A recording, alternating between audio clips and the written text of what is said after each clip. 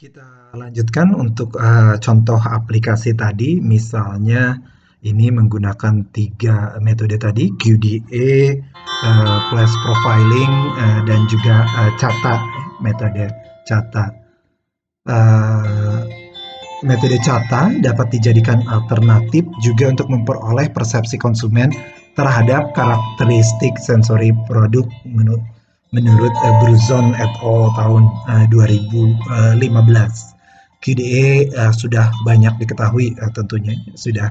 Nah, di sini bagaimana membandingkan antara metode QDA, Flash Profile, dan Cata. Perbedaannya tentunya QDA hasil lebih akurat, hanya sayang karena waktu yang cukup lama untuk training, jadi ketersediaan waktu panelis, ketersediaan biaya juga karena training ini menggunakan panelis terlatih tentunya. Dan Cata panelis konsumen ini lebih fleksibel mengetahui atribut sampel secara cepat karena sifatnya binomial, ya tidak tadi, atau biner, ya tidak. Penerimaan dan kesukaan konsumen juga bisa digabungkan di dalam Cata tersebut. Juga melihat karakteristik produk ideal dan juga selain ideal karakteristik produk yang disukai oleh konsumen. Sedangkan Flash Profile lebih memberikan gambaran panelis konsumen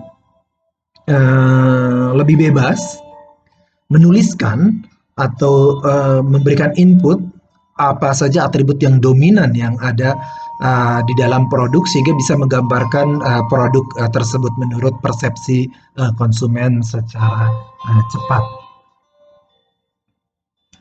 Nah, ini tujuannya dari penelitian yang dilakukan perbandingan tiga metode tadi, mendapatkan 11 profil sensori dari kopi, ya, sampel kopi komersial yang ada di pasaran dengan menggunakan panelis ahli, metode QA, dan panel konsumen menggunakan dua metode yaitu Flash Profile dan Cata.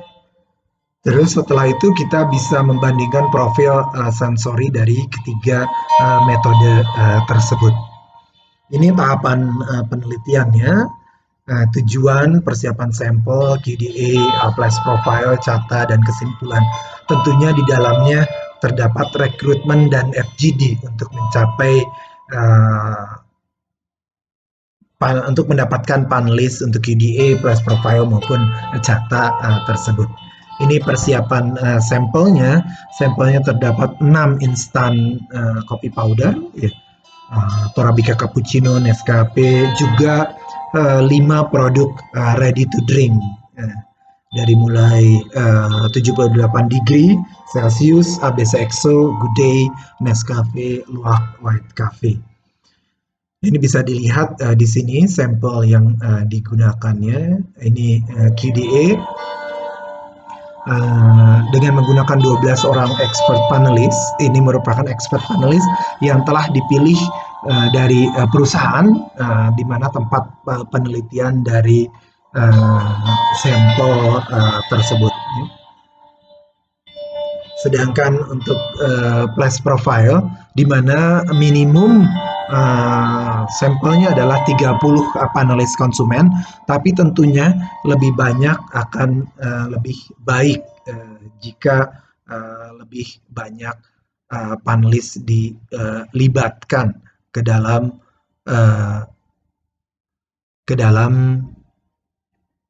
Flash Profile dan Cata metode tersebut. Ini panelis menuliskan atribut yang terdapat dalam sampel, kemudian mengurutkan intensitasnya. Itu Flash Profile. Dan Cata menentukan atribut kopi ideal, memberikan tanda checklist pada atribut sensori yang terdapat pada sampel, terus yang bagian memberikan nilai intensitas kesukaan karena digabungkan dengan uji hedonik di dalam Cata tersebut.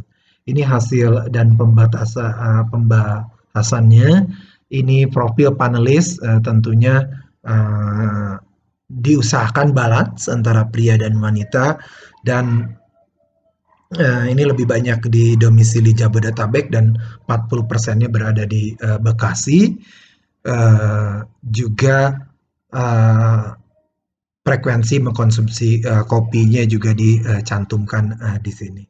Ini hasil dari Spiderweb QDA, ini gabungan keseluruhan atributnya dan keseluruhan produknya, sehingga kita bisa melihat yang mana yang memiliki intensitas yang cukup tinggi dan mana yang memiliki intensitas yang cukup rendah uh, terkait atribut-atribut.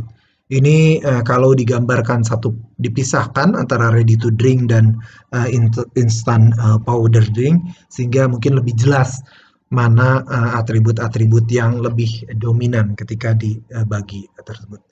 Nah, setelah itu kita lakukan pemetaan berdasarkan prinsip komponen analisis. Bisa terlihat yang berada dalam satu kuadran.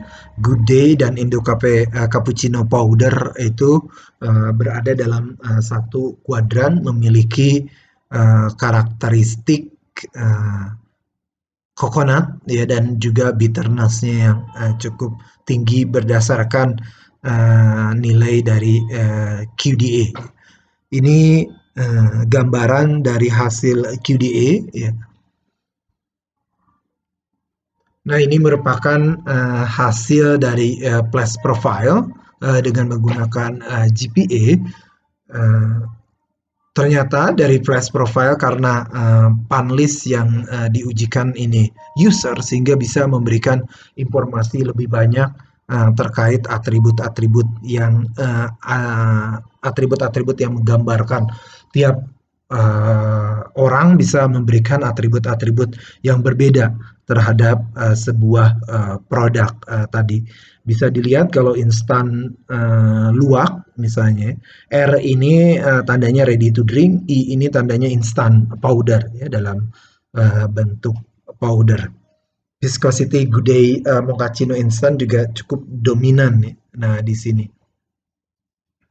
Nah, setelah itu dilakukan dengan menggunakan general procastis analysis, sehingga hanya atribut-atribut yang memiliki pemilihan yang tinggi di antara panelisnya. Dominannya yaitu creamy misalnya untuk Nescafe dalam satu kuadran, dan juga sweet caramel untuk Good Day dan ABC EXO. Untuk atribut coffee-nya ternyata, atau coffee ID-nya, lebih dimiliki oleh Indo Cafe Cafe Mix dan Nescafe 3 in 1. Untuk bitternya lebih ke untuk luwak white coffee. Nah, ini hasil pemetaan ideal berdasarkan Cata ya. Ternyata yang paling mendekati ideal adalah Indo Cafe Cafe Mix, karena di situ ada bitter and roasted-nya, atribut yang berada di ideal tersebut. Bisa terlihat bahwa dengan Cata juga bisa memberikan gambaran yang cukup cepat menggunakan panelis konsumer, tidak berbeda jauh dari hasil gambaran metode QDA tadi. Untuk likingnya, ternyata mouthfeel, yang memberikan mouthfeel itu yang paling banyak disukai, driving liking dari panelis konsumen. Peta korelasi atribut dan kesukaan. Setelah itu kita gambarkan preference mapping-nya, karena preference mapping bisa di generate based on frekuensi yang ada di Cata, check all that apply. Kita bisa melihat bahwa warna merah itu memberikan nilai kesukaan yang cukup tinggi, 80 sampai 100%. Nilai kesukaannya di atas rata-rata.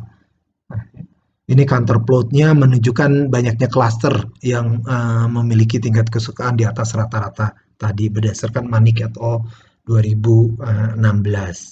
Salty merupakan least atau yang paling kurang disukai ya, yang ada di produk sampel kopi tersebut.